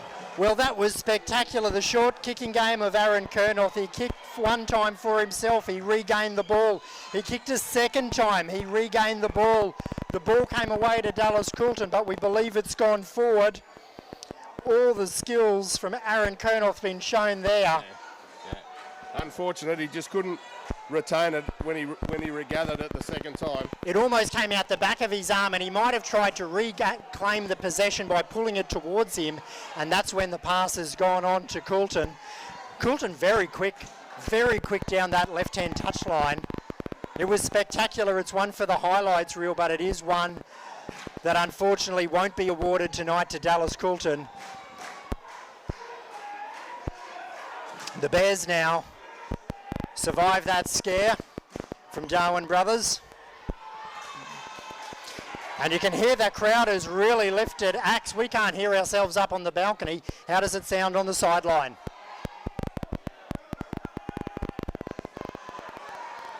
Don't think Axa can hear me either down on the sideline. It must be very loud there as the Bears go the short side, but that pass has floated forward. Well, it was a beautiful pass, but it has floated forward. A cutout pass there, just floated outwards, but also floated forward. Good And intentions, good intentions. And Packham was away. Had that ball gone backwards, I don't think he would have been caught. And this has settled more into the sort of game that I would have expected in the first half. You know, they're right competing for each play. Blindside play here from Darwin Brothers. This is Northam. Breaks from the base of the scrum. Caught the Bears by surprise. Kernoth at acting half. Pushes it out there to Jonas Nicky. Beats the first palms off the first. Tries to break through the second. He can't get away from the second, the third and the fourth. He's wrapped up 30 metres out centre field for Darwin Brothers. Crowd appealing for a penalty as Armat will bring the ball up over the 20. Darwin Brothers forwards really doing a ton of work now in the second half. Northam to Trent Kernoth. He pins the ball underneath the arm and takes the tackle there. They're 15 metres out from the try line now. Slow to his feet, plays the ball back. Northam, he pushes it to the left, that's the short side. Coulton runs himself, gets tackled around the bootlaces. They're 10 metres out now, Darwin Brothers. It is the fifth and the last. They look to find Kernoth. Kernoth will kick out to the right, pushes the Bears under pressure. He took it cleanly, it was in the field of play. And what a solid hit. Chris Foy, what a solid hit from the Darwin Brothers players who are running through. Affected the tackle. And he's forced him back into the in-goal area. Great tackle from the veteran, Leon Rottimer. He didn't worry about contesting. He wasn't quite there to be able to contest the kick. Just bided his time. As soon as the Bears had the ball, he just belted him back into the in-goal. And we spoke in the pre-game, the big game moments that will make or break the game. And that could be one of them there, because it gives Darwin Brothers the ball back inside the Bears half. 2 tackles gone now. They're inside the 30. They get a penalty now, so they'll get a full set of 6. Look to go for the quick play. The ball kick for touch. Slow it down. Northam look to get a kick, a quick tap away there. And I think, Cam, the Leon Cleal, the brothers' coach, might have been listening to your thoughts in the first half about their forward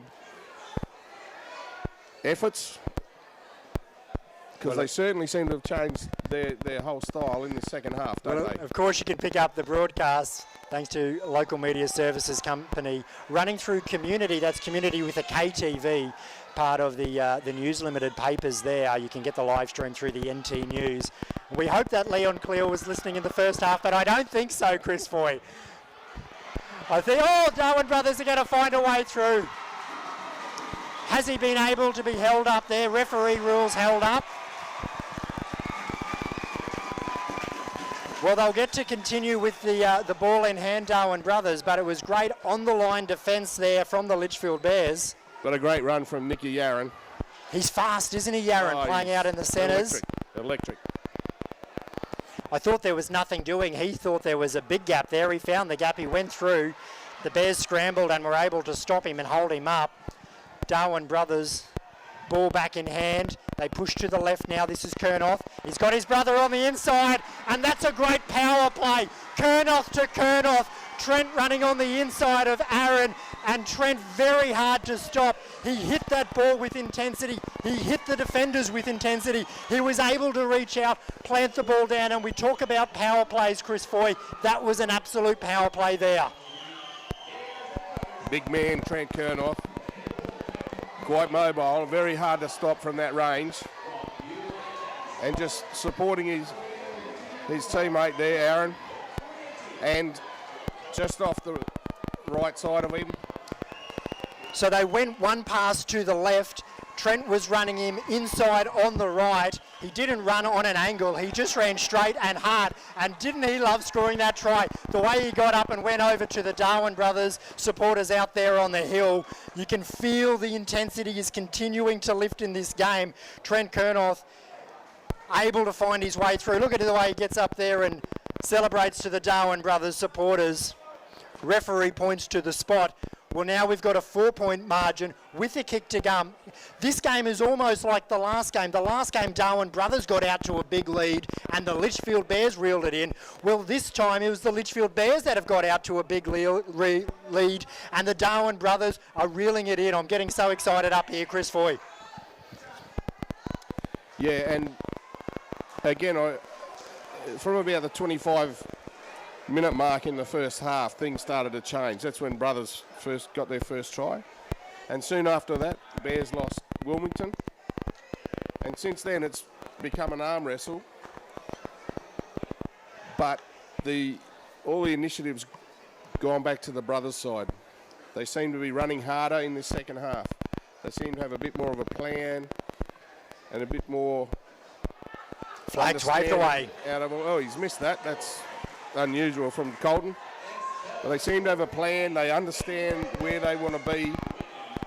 And again, they've spent a lot more time in Bears half than they did in the first half. And we go back to those initial comments early in the game, Possession equals points. And the platform that Darwin Brothers forwards are providing in the second half. Play restarts. It is an absolute cracker we've got here in the second half here at TRL Stadium, major semi-final. The first place, the minor premiers, the Litchfield Bears, up against the second place, Darwin Brothers. 24 points to 20 up on the Chemist Warehouse scoreboard. What a cracker. Armat up to the 20-metre line. Brothers bringing the ball out from their end. Juggles, holds on to the ball. This is a real test for the Litchfield side. They're a young side, and they're playing against the last year's premiers and a side that's been together for a number of years.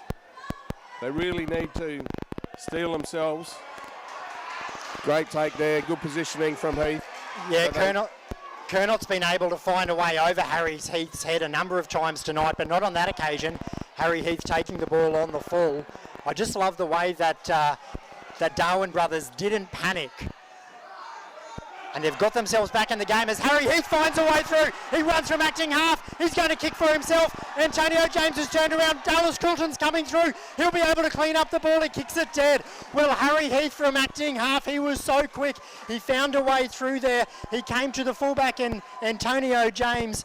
James was turned around. But Should have passed. He had Mullins. I can't.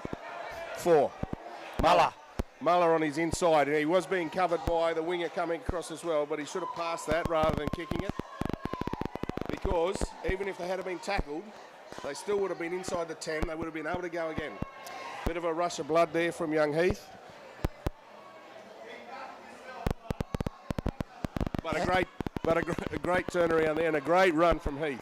And how fast was Dallas Coulton? He had to come from centre field to get across to clean up the ball. He got through, he kicked it dead. Now the Bears will get this use of the football inside Darwin Brothers 40. Chance for them to mount some pressure for Darwin Brothers. Harry Heath, the run from acting half was exceptional. Attack. He's so dangerous in attack. Very fast. Chose a really good time to insert himself into the play there as well, where Darwin Brothers forwards had been working away, possibly a little bit slow to get back into position. Bit of a Jai Gray look-alike with the white headgear and the small stature. Short side, Flanagan throws the cutout pass. They're going to score there, the Litchfield Bears. Brodie Morecambe has dived into the corner. Referee will point to the spot. Well, the cutout pass, I believe it was from Flanagan, the hooker. Jake Flanagan, the hooker, we'll see on the replay.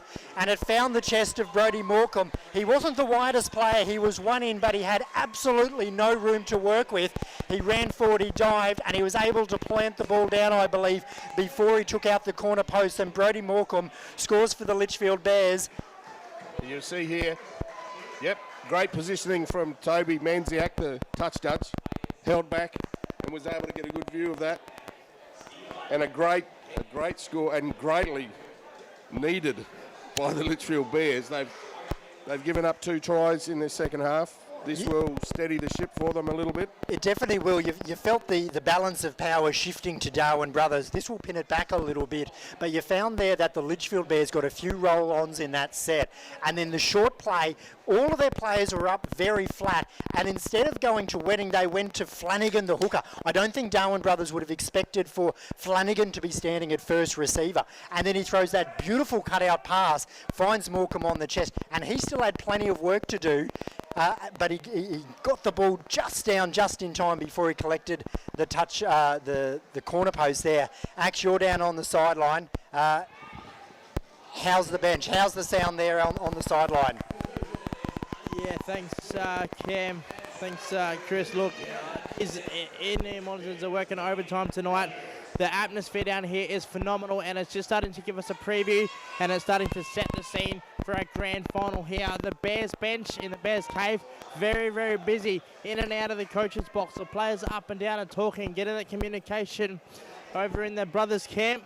It's all about, I think the coach is just looking at the numbers and weighing up risk versus reward in the closing,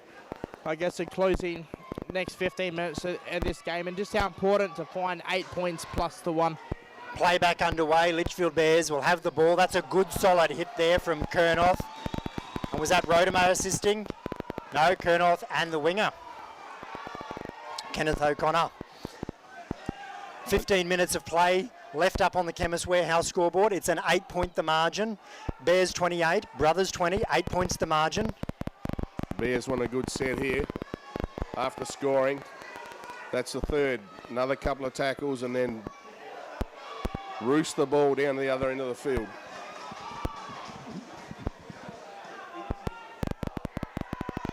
Very slow play the ball there. They'll take another one the short side. And Chris Foy's right, they're just working this set away. They're up over the 40. They'll look now to Wedding. This is the 5th and last. We'll look to get a long kick away. It's a big chalk bomb. It's going to put James under some pressure. Takes the ball on the full. He's very safe at the back, Antonio James. He didn't need to run too far to get to that ball. He comes away with it 30 metres out from his own try line. And now his winger in O'Connor will run towards the touchline, picks up another 10 metres there. And Litchfield need to up the ante here. This is the third. They need to keep Brothers away from their 20 or their goal line. Well, Cairo Ahmad up over the halfway. We've really moved into a critical point in the game. 8 points the margin, 13 on the clock. As Yaron runs wide, beats the first. Ball's been stripped out. Referee's going to rule a knock on there. Probably only one in the tackle if there was some assistance there because he beat the first defender. Very quick, Nick Yaron. Electric. Just saying we're at that critical point in time. 8 points the margin. If the Bears score next, that blows it out to 12, potentially 14 points, and maybe a little bit difficult for Darwin Brothers to reel in. If Brothers score next, that brings it down to 4, maybe 2, and then it's game on. Absolutely critical these next 5 minutes of play here. Bears pack the scrum, come away with the ball. Met there by Ahmat and Nicky. Standing outside the scrum in defence. Bears will look to work it up over the 40 metre towards the halfway. That ball's come free. Well, that's the error that Darwin Brothers have been playing for. Ball just came out. It's critical juncture of the game. 12 minutes on the clock. Another scrum to set. This time will be Darwin Brothers, loose head and the feed. Now look at Harry Heath here, Chris Foy. Is he going to pack into this scrum? There is no fullback at home. Yeah, he will, and I think I agree with you in this regard, especially when Brothers have got the feed. Trent Kernoth, little run around play with his brother. They find the space for Nicholas Yaron. The gap does close. They're up to the 30 metre line, Darwin Brothers. Harry Heath back in position now at fullback. They come away through Rodemer. Rodemer 25 metres out. About 20 metres in from touch. Gets a good quick play the ball away to Trent Kernoth. Trent Kernoth, he brings a man underneath him. He doesn't use him in Jonas Nicky. Takes the tackle. Inside the 20 now, Darwin Brothers. Nicky, Jonas Centre field. Good solid hit there from Litchfield Bears. They'll come the grandstand side. Fifth and last now. Yarran at acting half. They'll go to Nicky. Jonas will bring it out to Kernoth. Aaron will thread the ball out to Caleb Nicky. Caleb's got a man outside him, but he uses Coulton on the inside. Coulton's running with the ball. He finds his way over. Dallas Coulton has scored a try. Well, they've pushed the ball to the left. Jonas Nicky out to his brother in Caleb. He got the ball to Dallas Coulton. Dallas Coulton was electric. We saw how fast he was before, and he was so quick. He was over that try line before the Litchfield Bears defenders had a chance to respond. And the Bears weren't outnumbered here. This is just pace. It's come through. Caleb, little left hand, and he's just taken off. He's just shot through there. Colton, a great support. And a great offload from Caleb Nicky. Certainly was, and he offloaded it on the inside.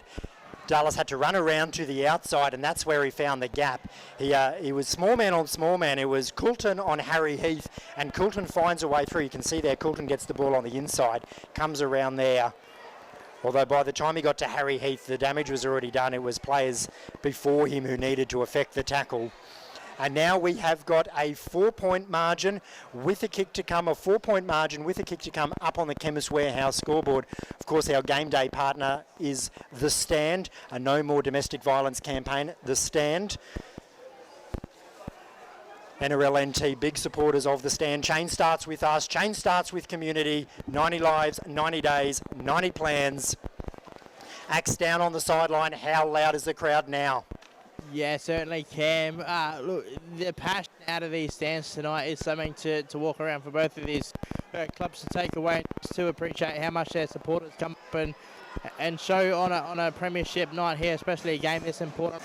There after that last try, a Bear and a Brothers player just sharing some choice words of encouragement. I'm not sure if they were thinking the same words as I was, but I'm just going to keep it at that. Sharing recipes they were, Axe. They were sharing recipes on the sideline.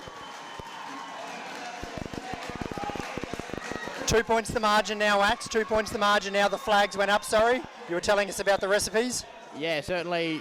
Words of encouragement and recipes of play tonight from one of the Bears, and the captain of the Darwin Brothers. So certainly a passionate game here tonight at Rugby League.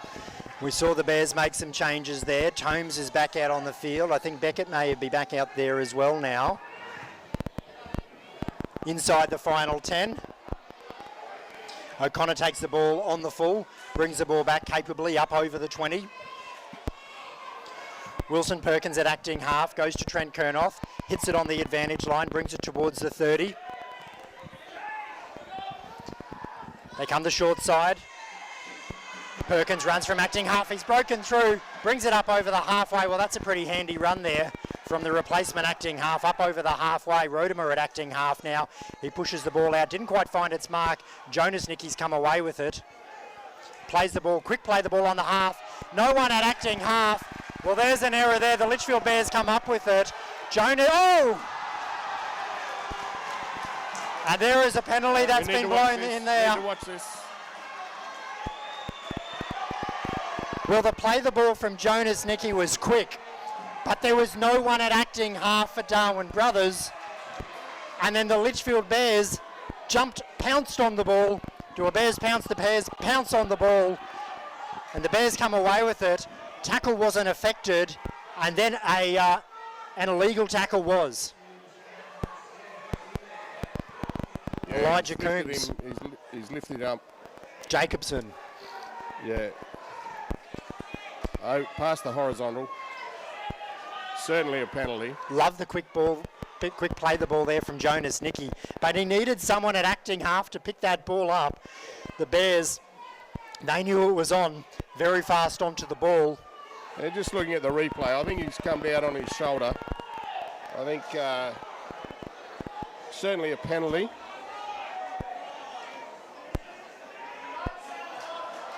All right. Aaron Kernoth's been called out, the captain of the Darwin Brothers Football Club.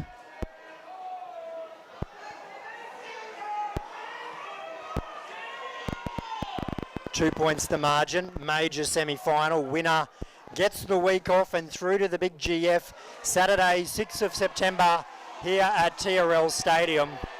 The loser, they are not eliminated. They live to fight another day next week, and they will play the winner of the Palmerston Raiders up against the Nightcliff Dragons. Now that player went on report, Elijah Coombs. Wedding will kick for touch. And I think that's fair. It was a pretty ordinary looking tackle. Muller will tap the ball into Flanagan. Flanagan will come out to Tomes, I believe it is. Beckett. Beckett centre field. Flanagan pushes it to Drayton. Just working this set through. Looking to get inside the 10 metre zone here. 7 minutes on the clock, 2 points the margin. Wedding runs the ball himself, beats the first. Came very close there, Trent Wedding, eventually pulled down from acting half. A player tries to burrow his way through. Held up, good line defence there from Darwin Brothers.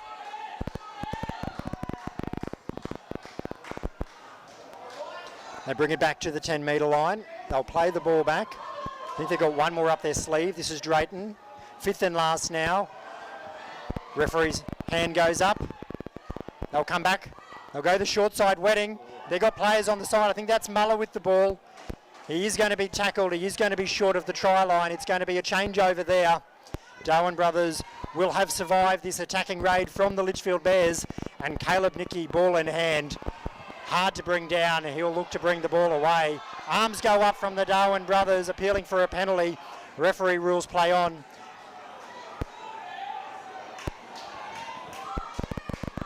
Trent Kernoth now up over the 20. You can feel the feeling in this game. It's been there all night. Spinning tackle there. Matt spun into the tackle. Just shy of the 30 metre line. It's been good defence here from the Litchfield Bears, able to contain Darwin Brothers down this end of the field. Caleb Nicky breaks through the first, breaks through the second. He's got some space here, Caleb Nicky, but he will be tackled. 5th and last now, just over the halfway line. Needed to be made, that tackle. Short kick here.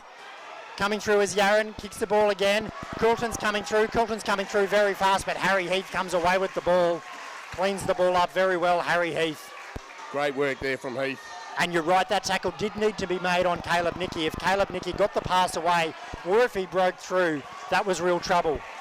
And that was Fletcher Tomes, I think, who made that tackle. So the big front rower getting out wide and stopping Caleb Nicky. Great effort from young Fletcher. He had to push out to the right, didn't he, to affect the tackle. Bears get themselves a penalty. The relieving penalty here. We've got 4 minutes to go. It's a bit hard to see, isn't it? I think it's 5, 4. We had 5 minutes on the clock. 5:01, boys. 5:01 on the Chemist Warehouse scoreboard. Thanks, Axe. You're the youngest of the commentary team. Your eyes still can see those digits up there on the screen. As Tomes comes away with the ball, centre field, gets an offload away. Big Lukey Mahood. Mahood now. Heath. Bears met centre field. They'll go the open side, just play it through the middle. Beckett wrapped up. Cairo Ahmad over the top, another player down below there. Flanagan to Drayton. Fell awkwardly in the tackle there, Drayton. Referee's going to rule a penalty there. Drayton almost seemed to go head first into the ground there.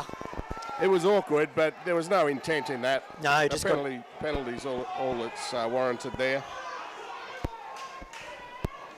Some great efforts by some of these players who've put a lot in today. Beckett is one, Drayton, Jacobson are there, and on the other side, Cora Matt's had a storming game for the Brothers side. Number 10, he has been very good. The Bears now well within the Brothers 20 metre zone. Great opportunity here for the Litchfield Bears. 3.5 minutes left on the clock in this major semi-final. 2 points is the margin. Bears centre field. Brought down about 4 metres shy of the try line. They got numbers left, they got numbers right. They're deeper on the left. They'll come away to the left, steps back inside. Harry Heath is floating around on that side as well. We know how fast he is. You just need to get through this set and then have a good end of set. Good kick at the end of this or a tackle right down here. Flanagan goes himself. Now inside 3 minutes, We got a lads. penalty. 3 minutes.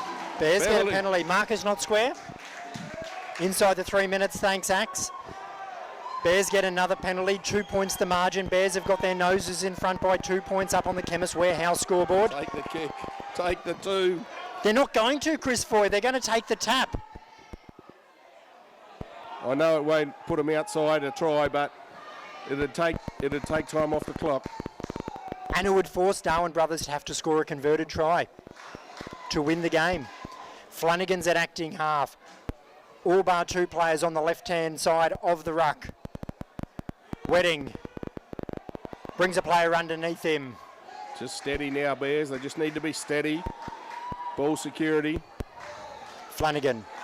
Wedding on the left. Wedding. They look to find Harry Heath. They do. He's wrapped up there. About 7 metres shy of the line. He was wrapped up by Kenneth O'Connor, the Darwin Brothers winger, defending in off his wing. A short kick goes through on Flanagan. The bounce is very awkward. It's hit the upright, and Flanagan has got the ball back in his arms. He scored the try, and they're going to win this game, the Litchfield Bears. Well, Jake Flanagan, he went himself. He put the ball on the toe. He angled it at the upright. It's hit those big post pads. It's bounced straight back into his arms. He's found a way around the outside of the uprights, and Jake Flanagan plants the ball down, takes the margin to 6 with a kick to come. As we see it here on the replay. Why would you take the 2? What a stupid call for you. Well, actually, he wasn't kicking for the post uprights. He looked to be kicking for straight under the black dot, but it was a crooked bounce. It just turned on its angle right to the right. Caleb Nicky was coming through to clean up this ball, but it hit the upright, bounced straight back into the arms of Jake Flanagan. He went around the outside of the post, dives over, and the young hooker scores the try, takes the margin to 6 with a kick to come up on the Chemist Warehouse scoreboard. Axe, I can't quite see the clock. I think that's 1 minute and 15. We'll go on 1 minute and 16. And how was the absolute eruption from the Litchfield Bears Rugby League Club bench when that was scored? The poor coaching staff got absolutely tackled by the bench. Water bottles went flying and celebrations were alive from the Bears bench. And the supporters in the stand.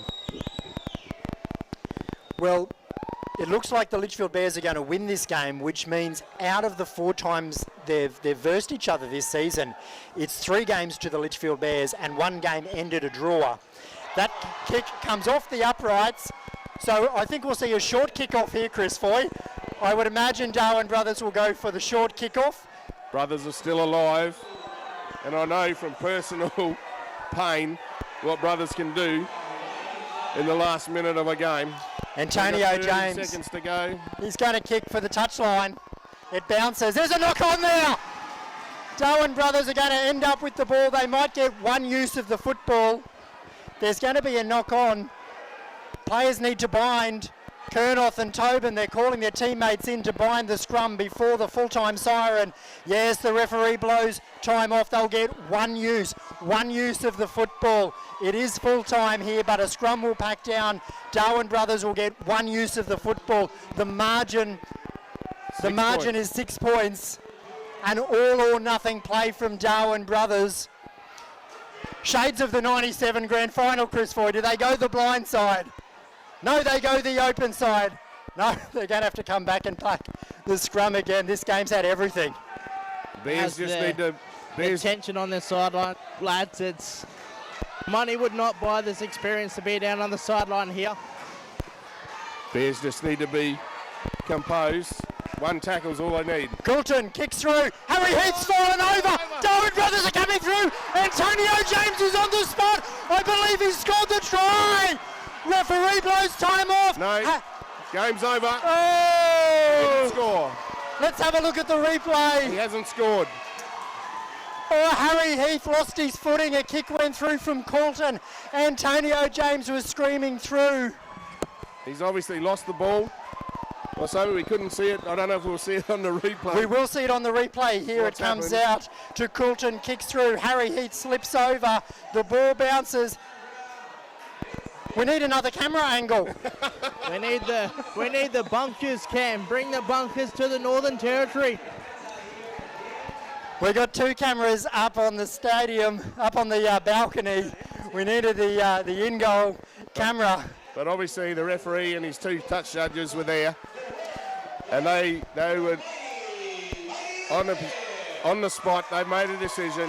I see some of the brothers players coming out and shaking hands with the officials. Well, what an absolutely amazing game. Congratulations to both teams for putting on an absolutely amazing display of expansive rugby league. The final result here, the Litchfield Bears 32 defeating Darwin Brothers 26 up on the Chemist Warehouse scoreboard. That means the Litchfield Bears, our minor premiers, they win their way through to the grand final Saturday 6th of September, and Darwin Brothers will go on to next week to the preliminary final, and they will play the winner. They will play the winner of the Palmerston Raiders, who will take on the Nightcliff Dragons, and that game will be played straight after tonight's game. Well, a great lead opened up by the Litchfield Bears, a huge lead opened up by the Litchfield Bears, and full credit to Darwin Brothers, who closed the gap, who closed the margin, who reeled it in. Oh, look, very, very good effort there from the Bears, who managed to steady after the Brothers side came back at them very strongly in that second half. They really started playing the way that we know the Brothers side can, and really were putting pressure on, and right up to the last seconds of the game, or past full time, there was still an opportunity for the Brothers side to win it. And there's obviously an unfortunate bounce or something right at the end for Antonio James. Wasn't able to ground the ball in the end goal, and it means that the Bears come away with a 6-point win and direct passage through to the grand final, and well deserved, well earned. Minor premiers won their way through. Darwin Brothers so brave in the second half to mount that comeback, but the Bears, just when you thought the game had moved into Darwin Brothers in terms of the ascendancy, they were able to reel the game back in, play their football. Oh, that try, and the bounce of the ball is a wonderful thing in this game, and that was the difference in the end. At the Bears attacking end, there was a bounce of the ball. It went almost at right angles, came off the post. Flanagan scores. At the other end of the field, great bounce, and it just wasn't to be for Brothers tonight. They had an opportunity right there to square. It would have only squared the game up. It would have gone into extra time if they had it converted. But it just means that next week, the Brothers side are going to be up against the winner of the next game tonight, Palmerston or Nightcliff. And I'm sure they'll come out firing, because they'll be keen to have another shot at this Litchfield Bears side. You know who'll be loving this game tonight will be the winner of tonight's game, because these two teams have absolutely belted each other all night long out on the football field.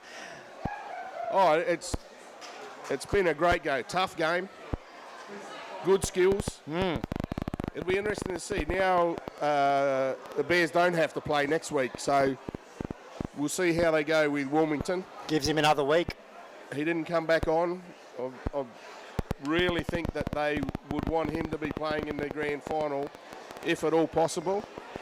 They certainly, the way they started the game with him and Wedding, it really made a difference, and I think it took the Brothers side by surprise, the way they were playing.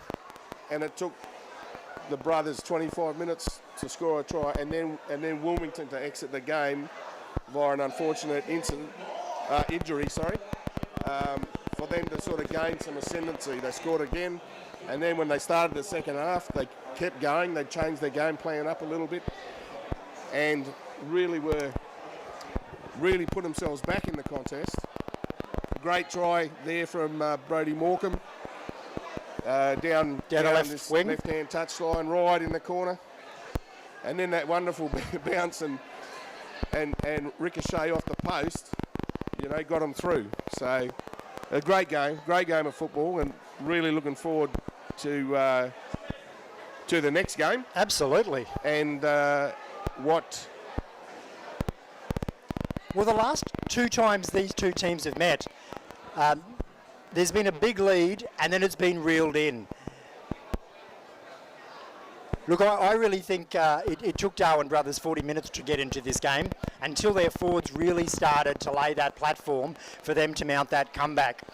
And it was an exceptional comeback. Axel down on the sideline, you got something for us? Yeah, thanks. Thanks, Chris. Thanks, Cam. Look, I think the crowd's been that passionate tonight. The earpiece has dropped out, so I'm flying blind on the earpiece tonight, lads. So I'm just gonna see how I go with this. But look, fantastic game from the sideline here. A few standout plays for myself. Dallas Colton from the Darwin Brothers. Aaron Kernoff, the captain, as always. And look, Antonio James, fantastic performance from him. Trent Wedding, the captain of the Bears tonight. It's Harry Heath from the fullback. But I just want to really congratulate both teams' effort. Of course, going back into final series here at TRL Stadium. Well, Ax, I'm sure what you said has been quality, but we've lost our audio connection with you. So while you were delivering your full-time report, Chris Foy and I could hear Dancing Queen in the background here at TRL Stadium. Well, this next game, Chris Foy, Palmerston Raiders will go into the game as absolute favourites, being the third place team, but also a massive margin between them and the Litchfield Bears. But the Nightcliff Dragons, they've got quality in their team to really surprise the Palmerston Raiders if they don't take this game seriously. Which I don't think Palmerston Raiders will. I don't think they'll fall into that trap. I don't think they'll be thinking too much about next week, because the Nightcliff Dragons, if they name their best 13, they've got quality. If Butcher plays, if Shirley plays, if Westrup plays, if Brenton Motlop plays, if Jerome Motlop plays, Frontos, Westrup, they certainly have. Their top side is certainly competitive with any side. It's a matter of whether they can get them all on the field and ready to go tonight. What we've seen, I suppose, is a bit interesting, is that Palmerston are the only side that's really pushed the Bears throughout the season. So, well, they haven't just pushed them; they've defeated them twice. Exactly, the only side that has. So. That is another interesting twist to the scenarios that we've got coming up over the next couple of weeks. But I'd like to congratulate both sides, both in this game and in the last game, because they've been two sensational games of football. Oh, the women's game, yes, was great, and congratulations to Brothers for getting through to the grand final, and good luck to Sharks, whoever I'm not sure who. They have to play the Bears next week. Yes, that's correct. Sorry, yeah, they play the Bears, so good luck to both those sides. And again, congratulations to Litchfield for winning this game, which was a real contest and a real entertaining game. Good luck to the two teams that are in the next game, and that will have to play Brothers next week in the preliminary final.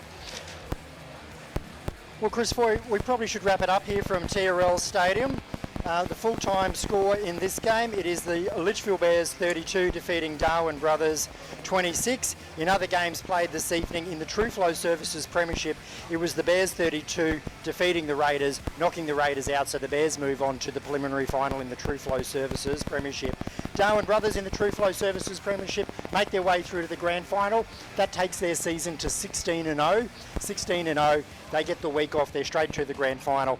And the Sharks will play the Bears next week in the prelim.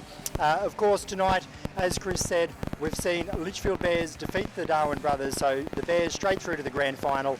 Darwin Brothers will play next week. Their season is not over, and they will play the winner of tonight's game between the Nightcliff Dragons and the Palmerston Raiders. So from Axel on the sideline, Chris Foy, Kai Fauntleroy and myself, Cam Hughes, and all the team here at Local Media Services Company and NRL NT, it's a very good night, and we'll pass our way back down to Western Australia to the team there.